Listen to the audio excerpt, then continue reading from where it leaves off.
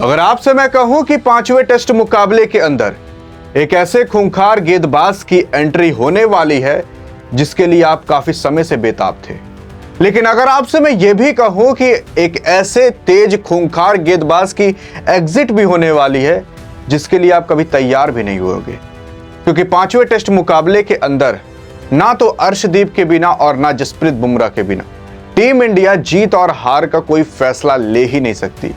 क्योंकि पांचवा टेस्ट मुकाबला इतना इंपॉर्टेंट है क्योंकि यहां पर भारत अभी एक ऐसे सुई के नोक पर खड़ा है कि बस अगर कहीं से हल्की सी हवा आई तो तुरंत भारत के हाथ से वो जो ट्रॉफी है वो छूट जाएगी।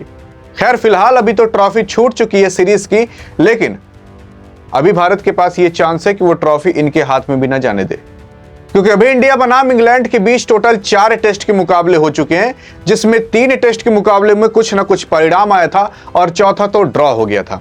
लेकिन अगर जो 3 टेस्ट के मुकाबले में कुछ परिणाम आया है उसमें आपकी इंग्लैंड 2 जीती है और भारत केवल 1 जीती है, और अगर भारत यहां पर जीत जाता है तो यह सीरीज 2-2 से बराबर हो जाएगी, ट्रॉफी किसी के हाथ भी नहीं जाएगी और यह भी नाम हो जाएगा कि भारत यहां पर अपनी ट्रॉफी हारी नहीं है, सीरीज हारी नहीं है, सीरीज को बल्कि ड्रॉ करके आई है। लेकिन अगर ये मैच पांचवा टेस्ट का मुकाबला आपके बेन स्टोक यानी कि इंग्लैंड जैसी टीम जीत जाती है तो यहां पर भारत सीरीज हार जाएगी। लेकिन मैं आपको बता दूं यहां पर जो मैचेस ड्रॉ हुए थे और जो मैचेस भारत जीता है उन सब में बड़ा से बड़ा योगदान आपके केएल राहुल, शुभमन गिल, वाशिंगटन सुंदर और आपके रविंद्र जडेजा साहब का है। लेकिन इनमें तो कोई चेंज नहीं होने वाला है। लेकिन अगर बॉलिंग के लाइन और लेंथ में बात करें तो जैसे आपके जसप्रीत बुमराह साहब जो लेजेंड खिलाड़ी माने जाते हैं उनमें चेंजेस किया जा सकता है। लेकिन क्या आप सोच सकते हो कि बिना जसप्रीत बुमराह के आप सोच भी सकते हो क्या टीम इंडिया जीत जाएगी? क्योंकि इंडिया बनाम इंग्लैंड का जब चौथा टेस्ट मैच आ रहा था ना, उस चौथे टेस्ट मैच के अंदर जब पहली पारी के अंदर आपके जसप्रीत बुमराह साहब गेंदबाजी करा रहे थे तो इनके गेंदबाजी में वो निखार नहीं निखर कर आ पा रही थी जो पहले कुछ मैचेस के अंदर निकल कर आती थी, जहां आपके जसप्रीत बुमराह अकेले 5 विकेट लेते थे, फिफर बनते थे, अकेले एक इनिंग में 5-5 विकेट लेते थे। लेकिन इस बार इनको विकेट मिलना मुश्किल हो गया था और यहां तक कि जब पहली इनिंग के लास्ट कुछ ओवर करा रहे थे तो उनमें इनकी गेंद की स्पीड लगभग 125 किलोमीटर प्रति घंटा की रफ्तार से हो गई थी। जो बंदा 140-135 प्रति घंटा की रफ्तार की स्पीड से गेंद डालता हो, अगर उसकी 10 से 15 किलोमीटर प्रति घंटा की रफ्तार से कम हो जाती है ना, तो आप ये जान जाओ ये काफी बड़ा अंतर है। क्योंकि अगर आप 140 की स्पीड से डालते हो, अगर आपको 145-150 करना है ना, उसके लिए आपको एड़ी से लेकर चोटी तक का दम लगा देना पड़ता है।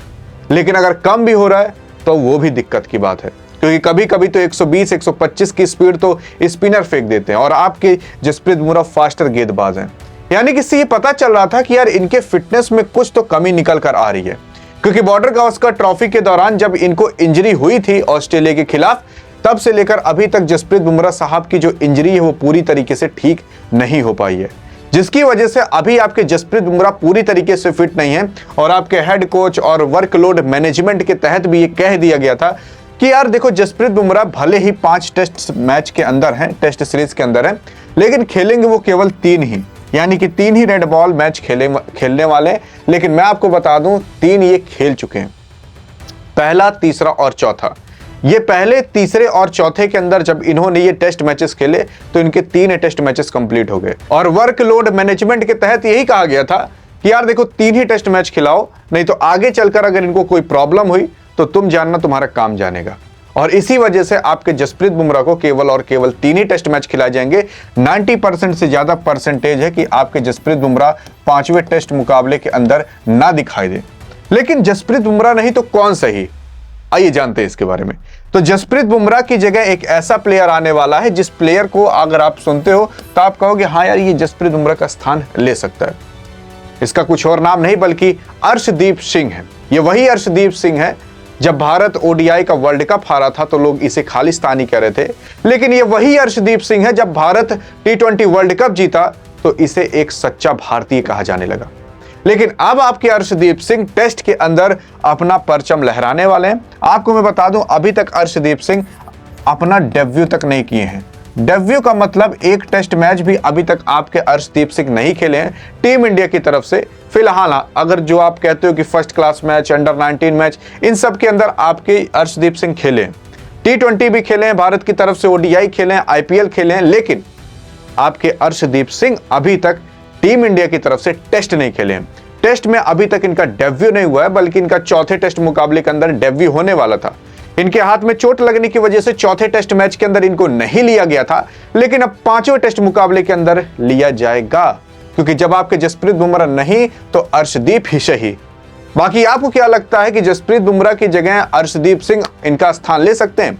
मैं आपको अगर बता दूं इनके बारे में थोड़ा स्टैट, तो इन्होंने T20 मैचेस काफी सारे खेल चुके हैं और इनका 99 विकेट कंप्लीट हो गया अर्शदीप सिंह का T20 के अंदर। मतलब T20 के अंदर अगर देख लिया जाए तो ये बंदे ने काफी बड़े बड़े परचम लहराए हैं, और साथ ही साथ एक विकेट और हो जाएगा तो T20 के अंदर इनका टोटल 100 विकेट कंप्लीट हो जाएंगे। और 100 विकेट केवल एक फॉर्मेट के अंदर होंगे, पूरे के पूरे करियर के अंदर नहीं। और ऐसा करने के लिए लोगों को कभी कभी अपना पूरा करियर लगाना पड़ता है, जो ये बंदा कुछ मैचेस के अंदर कर दिया था। लेकिन खैर T20 और टेस्ट बहुत जमीन आसमान का अंतर होता है, देखते हैं वो स्टेमिना इनके अंदर दिख पाता है कि नहीं। बाकी आप बताइएगा कि अर्शदीप सही कि आपके जसप्रीत बुमराह ही सही। बाकी अधिक जानकारी चाहिए तो बगल में क्लिक करके देख सकते हो, और कौन कौन से चेंजेस होने वाले हैं, ये चेंज होना पक्का है। मिलेंगे इस वीडियो में, तब तक के लिए जय हिंद और जय भारत।